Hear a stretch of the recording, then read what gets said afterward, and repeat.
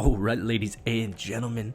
So I think the Seahawks are one of the best teams, not only in the NFC, but in the NFL in general. I think when you compare them and stack them up in the current NFC playoff picture, I think the Seattle Seahawks are as good of a bet to make it to the Super Bowl or to at least make the conference championship as any other team, including my Green Bay Packers, the reigning champs, the Philadelphia Eagles, anybody else in the NFC West.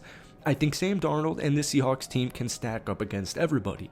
Now, you had your bye week. Seahawks coming off a bye week, so they're 5-2, all right? Now, I'm watching Houston, San Francisco on Sunday afternoon, and I've got Christian McCaffrey in fantasy football, right? He had 18 rushing yards. That was the fewest Christian McCaffrey has had in a football game since 2018. The San Francisco 49ers had the football for 18 minutes in that football game. Houston dominated them. They dominated them. And so it made me reappreciate or appreciate even more that Seahawks victory on Monday night 2 weeks ago. Now, I know that game was 2 weeks ago, so I don't want to harp too much on it, but I see a lot of hesitation with the Seahawks because of Sam Darnold. I see so much hesitancy to declare this team as legit. We made a Seahawks video right after that victory on Monday night against Houston, 27-19. Great Monday Night Football win. And the reason it was great, in my opinion, is because they played horribly. I mean, the offense did not really play that well. Sam Darnold went 17 of 31 for 213, one touchdown, an interception, that strip sack, forced fumble. They went 2 of 14 on third down. They had 316 yards of offense. They got it done in the first and third quarter. They didn't close the game well offensively.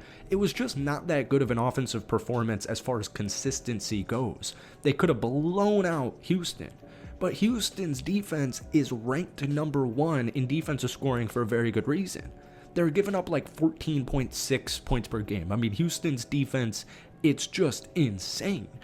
And I was rethinking, I know this video is everywhere, but I was thinking 1 year ago, I live in Florida, and we had to get out of here. I live in the Tampa Bay area, and there was a hurricane here. I don't know if it was Helene or Milton, but I got out of here for Florida. And I remember being at a Mexican restaurant, and the Seattle Seahawks San Francisco football game was on. And Seattle last season, you guys started like 3-0, and then you had that Thursday night matchup against San Francisco. And obviously the Seahawks lost, and they lost 3 straight games, and the defense was decimated, I get it. But my point is, that game against Houston, I've watched Seahawks football, every single football game for 3 or 4 years now. Seattle loses that game in the past pretty much every single time.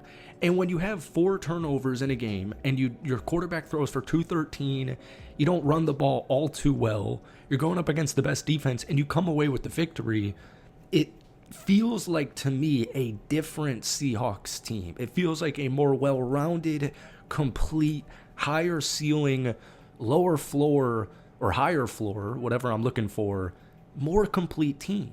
So the Sam Darnold hate, I don't know. Now, folks, before we get any further into this rant, if you enjoy it, hit that like button, hit that sub button if you haven't already. Thank you, Seahawks fans. You guys blew up our last video. I appreciate you guys so much. It goes a huge way in the algorithm, so thank you for watching. But anyways, my whole kind of ethos and point in my Seahawks video a week ago is that this team's being disrespected. And the reason they're being disrespected is because people don't believe in Sam Darnold.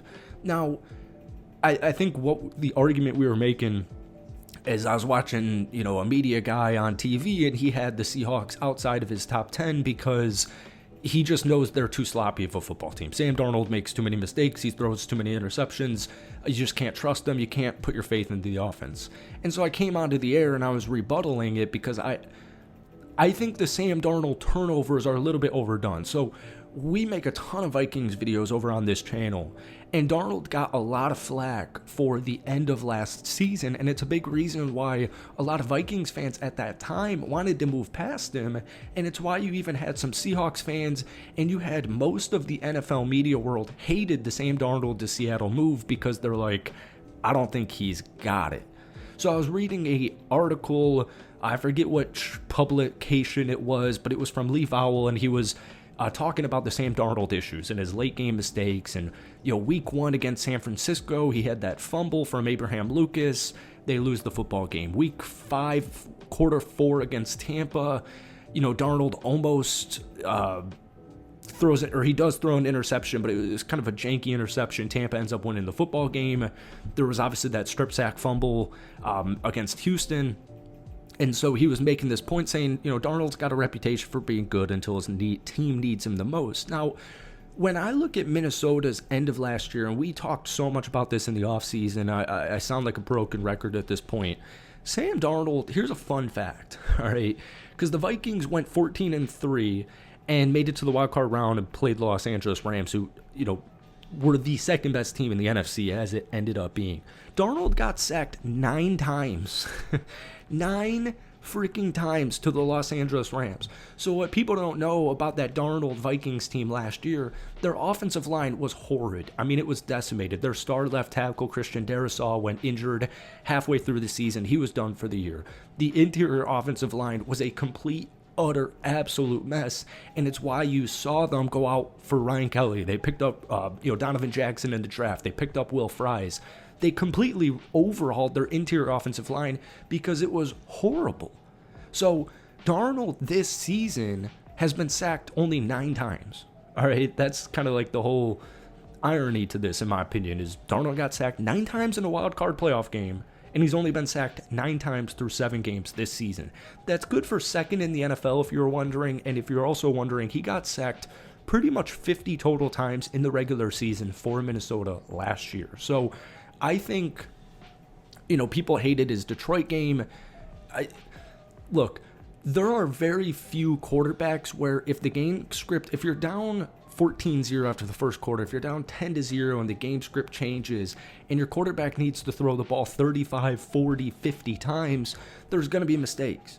You're playing in a low leverage situation. So what I've really liked about Seattle this season is the first quarter offense and the third quarter offense, the halftime adjustments, but just either getting the opening kick, going down, scoring a touchdown, winning or losing the coin toss, whatever, you get the football to start the second half, you go down the field, you score a touchdown. If there's one critique that every Seahawks fan would probably agree with me is the run game's got to get it going. I mean, you got to get it going. The Seahawks are a top 5 scoring offense, 28 points per game. They're good in every metric except for 2, turnovers and rushing yards, all right?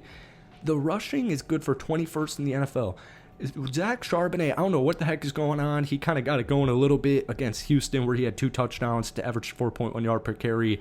Ken Walker, injuries, whatever. The run game, I'm just hoping Clint Kubiak, Mike McDonald, and the Seahawks offense is orchestrating the run game because you just don't want low leverage situations. I get it, Darnold maybe is a little bit erratic at times, maybe forces stuff, so don't put him in a situation where he's got to be erratic or he's got to be in a low leverage situation and play a little bit desperate. So I think Seattle's as good as it gets, and I think they're only going to get better as the season progresses. So thank you for watching, hit that like button, and let me know your thoughts on Sam Darnold and the 5-2 Seahawks. Peace.